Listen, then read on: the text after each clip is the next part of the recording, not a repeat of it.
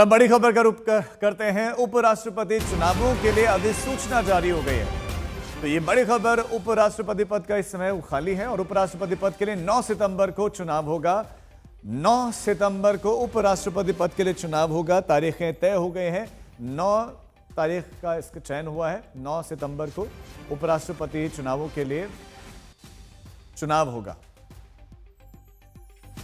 तो उपराष्ट्रपति रहे जगदीप धनखड़, उन्होंने इस्तीफा दिया और उसके बाद से पद खाली है और अब तारीख तय हो गए हैं। 9 सितंबर को जो है चुनाव होगा। उपराष्ट्रपति चुनावों के संबंध में ये बड़ी खबर आपको दे रहे हैं। अधिसूचना जारी हो गई है और 9 सितंबर को चुनाव होना है उपराष्ट्रपति का। उसकी अपनी एक प्रक्रिया है जो अपनाई जाएगी और 9 तारीख को उपराष्ट्रपति का चयन अब होगा। ये तारीख स्पष्ट कर दी गई है और नामांकन की जो तारीख है वो 21 अगस्त तक है। 21 अगस्त तक नामांकन की तारीख है। तो जो एक प्रक्रिया है वो शुरू हो जाएगी और 9 सितंबर को तय होगा। 9 सितंबर को उपराष्ट्रपति पद के लिए चुनाव हो जाएगा।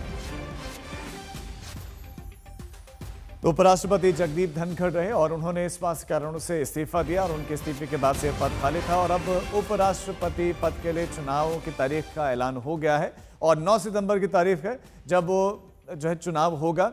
21 अगस्त की तारीख है जब अधिसूचना, आपको बता दें कि नामांकन दाखिल किया जा सकता है, फिर जो स्क्रूटनी है, जो तमाम चीज़ें हैं वो होगी और 9 तारीख को चुनाव होगा। 9 तारीख को ये तय हो जाएगा कि कौन उपराष्ट्रपति बन रहा है। अब देखना ये होगा कि नाम किस किस के सामने आते हैं। अभी इस तरह नामों को लेकर बहुत ज़्यादा चर्चाएं नहीं चल रही, लेकिन तारीख वो स्पष्ट हो गई है, वो पता चल गया है। 9 सितंबर की तारीख है जब उपराष्ट्रपति पद के लिए चुनाव होगा।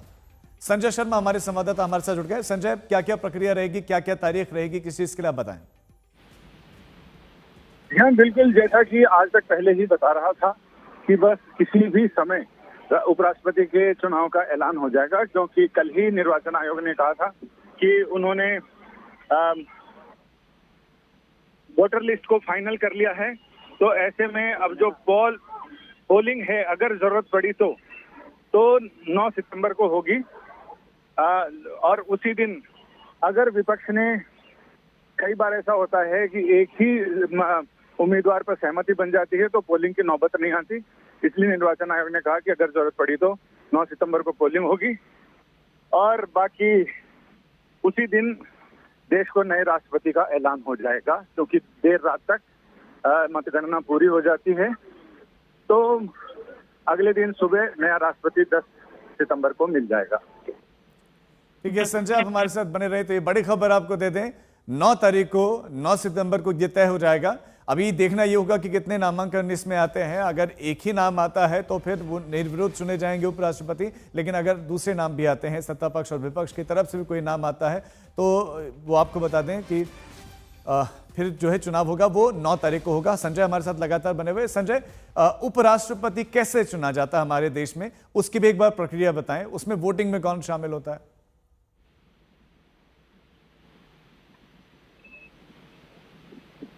संजय, मेरी आवाज मिल रही है आपको? जी हाँ बिल्कुल बिल्कुल, मैं सुन पा रहा हूँ। संजय, उपराष्ट्रपति का चुनाव कैसे होता है, उसकी प्रक्रिया भी एक बार बताएं। उपराष्ट्रपति का चुनाव संसद के दोनों सदनों के सदस्य मिलकर करते हैं और इसमें जो प्रोग्राम आया है 7 अगस्त को, यानी अब से 7वें दिन नोटिफिकेशन जारी हो जाएगा। 21 अगस्त तक, 7 से लेकर 21 अगस्त तक नामांकन पत्र दाखिल किए जा सकेंगे और 9 सितंबर को इसकी वोटिंग होगी।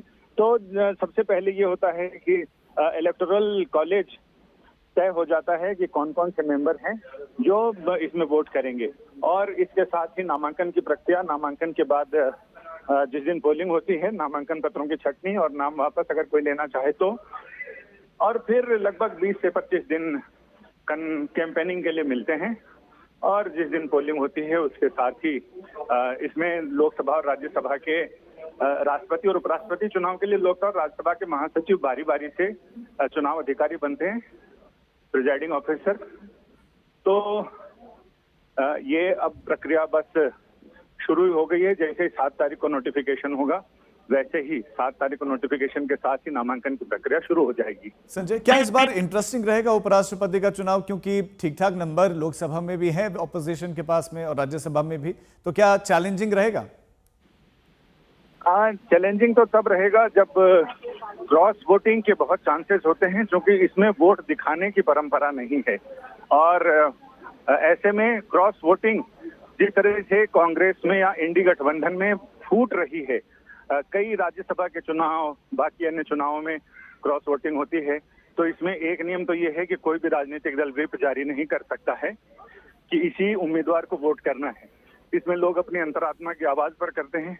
अब किसकी अंतरात्मा से कैसी आवाज निकलती है ये बताना मुश्किल है, लेकिन हाँ, इंटरेस्टिंग इसलिए भी होगा कि अगर क्रॉस वोटिंग होती है तब भी लोगों की दिलचस्पी रहेगी, तब